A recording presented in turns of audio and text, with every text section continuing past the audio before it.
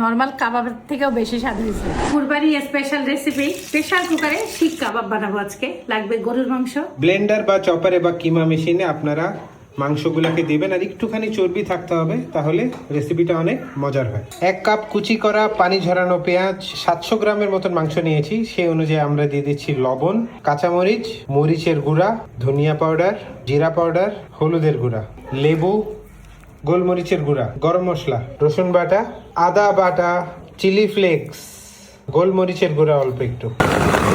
মাংসটার টেক্সচারটা অনেকটা একটু দানা দানা টাইপের থাকবে, পুরোপুরি মিহি হবে না। এবার আমরা দিব 1 টেবিল চামচ 100% পিওর অ্যান্ড অথেন্টিক জম্পেশের ঘি। কিউআর কোড দেখে অর্ডার করতে পারেন, ডিসক্রিপশন বক্সে লিংক থাকবে 5% ডিসকাউন্টের জন্য। 1 ঘন্টা আমরা এখন এটাকে ফ্রিজে রেখে দিব। এখন শিকের মতন করে এই যে লাগাই নিতে হবে। বিসমিল্লাহ। এই তো টিস্যু দিয়ে প্রেসার কুকারটাকে ভালো করে মুছে দিয়ে তারপরে দিতে হবে জম্পেশের ঘি অল্প করে। দিয়ে ভালো করে ব্রাশ করে নেবেন, আমার হাতে এখন ব্রাশ।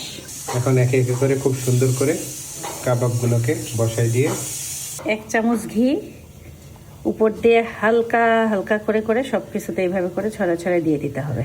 এই কাবাবে কোনো রকম পানি টানি কিচ্ছু দিতে হবে না। খুব হালকা হিট দিবেন, দিয়ে 2টা শীষের অপেক্ষা করবেন। এই যে পানিটা বের হয়েছে, পানি শুকাই গেলেই কাজ হ্যাঁ শেষ। কাবাব হয়ে যাবে। এপিট ওপিট উল্টাই দিতে হবে জাস্ট খালি। পানি শুকাবে আর আস্তে আস্তে করে পোড়া পোড়া কাবাবের কালার চলে আসবে। গরমা গরম প্রেসার কুকারে শিক কাবাব বের হয়ে গেল। বিসমিল্লাহ। এটা যে প্রেসার কুকারে বানানো কাবাব বোঝা যাচ্ছে না, তবে স্পাইসেসের প্রতিটা জিনিসের ফ্লেভার খুব সুন্দরভাবে আসতেছে। অবশ্যই ট্রাই করবেন কুরবানি ঈদে ইনশাআল্লাহ। অনেক মজা।